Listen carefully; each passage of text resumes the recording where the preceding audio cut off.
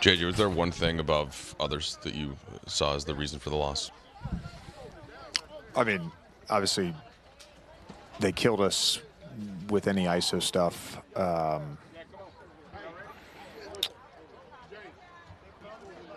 We talked this morning just about not giving up ISO threes.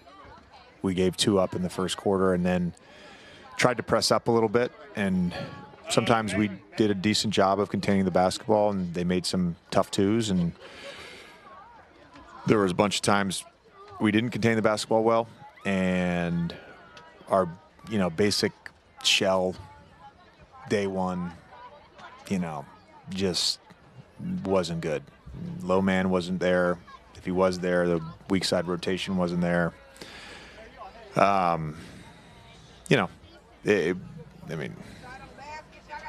We just couldn't get stops on that. But I think there's 2 points in the game where we played fine in the first half, like it was fine, and we're up 6 with 2:59 to go, and Clay comes out and hits 3 threes, and Dinwiddie gets a layup at the end, and then they start the second half on a run. We cut it to 5, and then they make 4 straight threes. I'm not sure what our rotations were. I'd never seen us try to execute what we were doing. I haven't watched the film yet. Watching it live and talking to the assistants who did watch it on film, we're not sure what was going on with the shift positioning and the rotations. Never seen it before. That second stretch, I think it was Hardy that hits 3 from kind of the same spot. Is that what you're talking about? What should and then they hit another one on the right side. Yeah. What should the coverage be on those types of plays, like when Hardy looked like he was pretty open? Well, so there's 2 things that you can do, and one is you stay with your own man. So they were trying to lift AD and have him be the high guy, and then they would cut him out of there. So you can obviously stay with your own, and then the next guy becomes the shift guy, or you can just zone up and you take cutters. We did neither. I'm not I've never seen that coverage before. So, JJ, what did you make of Gabe in his return, and now kind of having closer to your projected rotation, just sort of different lineups and rotations out there? Yeah, Gabe missed a couple shots, but he competed. I felt pretty good about the rotations. I don't think it was lineup rotations, I should say. It was rotations on the court, but lineup rotations were fine. Pre-game, JJ, you kind of warned of nights like this when teams are really shorthanded and guys get life and they get confidence. And, I think they had 3 different players double their season scoring averages, different stuff like that. Yeah. Do you think there was, I know you probably warned your team pre-game about this, but do you think they met the game with the right amount of competitiveness and energy? In terms of the energy, it felt like we played a little tired tonight. I don't think it was a competitive level. I think it more, they were the tougher team and kind of dictated the game to us versus vice versa. And sometimes the sort of lack of shot making can kind of affect you and your spirit. I think we were 8 for 16 at the rim in the first half, and whatever we were from 3, 5 for 19, something bad. When you're on the road and the other team's banging threes, it's can be a little deflating to the overall energy, I guess. Do you think the missed layups in particular, did you sense that in watching your guys, like kind of seeing like heads hang slower? I think that's just natural. If you miss a layup, you get a little bit down in the moment, but I just think the overall effect of that, and then at times they stalled us out a little bit, but we weren't good on either side of the ball tonight. You mentioned in one of your first answers that just some of the rotations were things you hadn't seen before. Does that make it more or less concerning going forward that maybe it was just mistakes, a one-off, or? No, I think they're regardless of who plays for them, they're a heavy ISO team, and you have to be able to stop them in ISO, just like a team that runs a ton of pick and rolls or a team that runs a ton of off-ball actions. You have to be able to stop them. So, yeah, I mean, we'll figure that part out of it on film and with the right cleanup. There were a couple stretches where it at least looked to me like they were hunting AR offensively. As a coach, other than make a substitution, what are your options, whether it's AR or somebody else, to try to thwart that? Yeah, I mean, we went to a fire, in the last 7-8 minutes, I think it was. So you can do that. You can make a sub for sure. I'd have to go back and look at each one, but there's a few that were he stayed in front. PJ Washington hits a wrong-legged runner over him. I mean, you're sort of willing to live with some of those shots. The blow-bys and the lack of low man and the lack of rotation, I think, is more concerning. Thanks, Coach. I apologize if you were asked about this before the game, but the situation with your flight and your family having to be evacuated, is that, do you guys have any idea when you're going to get back and how? I haven't been updated on anything. I haven't even looked at my phone yet, so sorry. You guys, this could be for both of you, but I suppose starting with Austin, JJ had talked about how, Dallas is shorthanded with key guys out, and you have to make sure not to, let that get in your head and think that they're not going to play at a certain level. How did you feel like you guys that played out, if at all, on the court tonight? That's a real thing, but it's not like they don't have good players other than Luka and Kyrie. Those guys over there are talented and obviously can win games, as you just seen. And we just didn't do a good job of playing good basketball. That's really it. Then Max, the Mavs, there were a couple stretches JJ referenced, when Clay hit the 3 threes and then when Hardy hit a couple in a row and they added a fourth. What were the coverages sort of supposed to be on those types of plays, and how did you feel like they were getting so open consistently? Well, we were they were heavy ISO in, so we needed to be in our shifts and in our gaps, and they did a good job of moving guys around, kind of moving our shifts out the way, and there was some miscommunication on our part to let up a 3 or 2 once they saw the first 1 or 2 go in. Then they're feeling really good and they're going to shoot the next 2 or 3 contested ones, and they made shots tonight. They shot damn near 50% from 3, so that's tough to beat.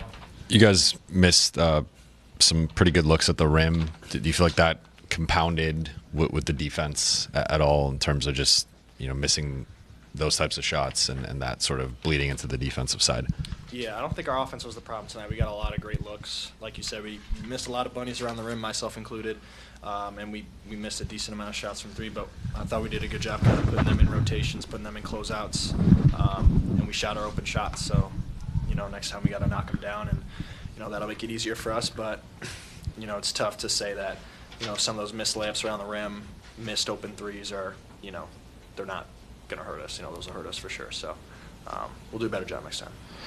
Austin, you had like a self-deprecating line when you walked in here about sitting on the bench. But what can you do when a team's targeting you on defense the way the Mavs were tonight? Just play better defense. First half was god awful. Second half I thought was better, but can't allow that. I was just really, really bad on both sides of the ball tonight. JJ mentioned to us that he felt like maybe there were segments where you guys just looked tired. I think you guys are going to have your longest stretch at home coming up. I think 7 to 8 at your own place, 8 straight in LA. How beneficial can this stretch of 2.5 weeks be for you guys? And we'll be the key for these next couple of weeks. I mean, it's always good to be home, sleep in your own bed, be around friends, family, whatever. But just, playing good basketball. I thought, tonight defensively we didn't talk enough. Offensively, we didn't make shots. But I think, it kind of stemmed from being so discombobulated on the defensive end.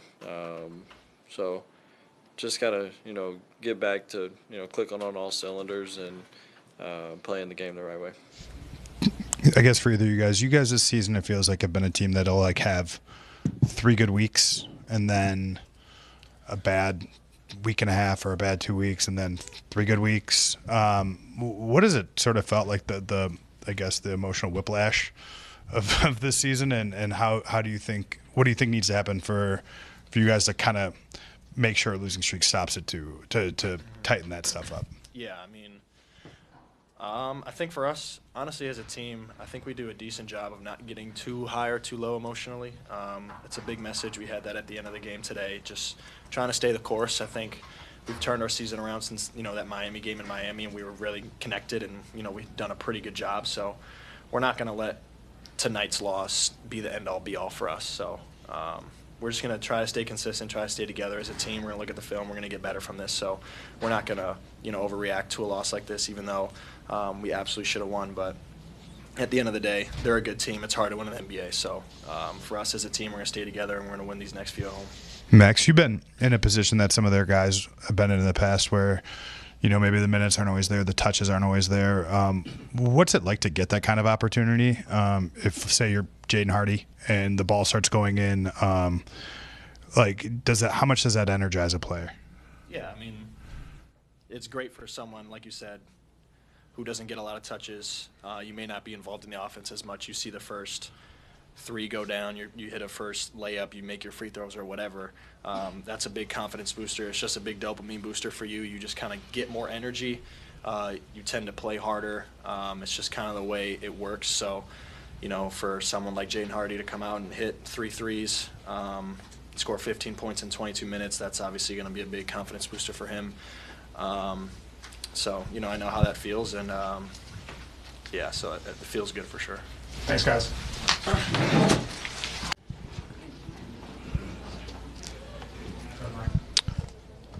Hey, Dorian, when a team's missing some of its key players like that, do you, even though you respect the guys that are on the floor as pros, do you carry any further disappointment from not being able to get the job done? Yeah, it's tough, because we definitely feel like we should have got the win, but they came out and was the better team tonight. They was waiting on us. It seemed like they was licking their chops, and we ain't finished the half good, and they just stepped on the gas from there. Individually, you only had the 4 attempts from 3. You hit 3 of them. It looked like a pretty good rhythm. How do you find a rhythm like that, even if you used to play here with so few attempts? Well, I'm used to playing off of stars. You might not touch the ball much, but you got to be ready to shoot. I've been in that situation a lot of times, and it was good. I shoot good here all the time, so. Dorian, it's been 5 games now with the Lakers. How do you feel like you're adjusting on both sides of the ball? It's been good here and there. We still got to get better as a team, get to know each other. Definitely probably got to use my voice a little bit more today defensively, but. As a team, we got to be better prepared. Even though they ain't had their guys, we knew there was a deep team.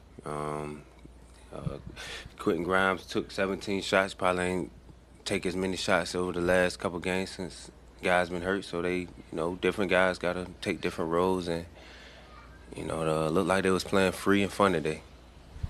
Outside of the Mavs approach, and you mentioned maybe you being more vocal on defense, where do you think you guys could have made an impact defensively that you didn't? Like, what was the execution part you were missing?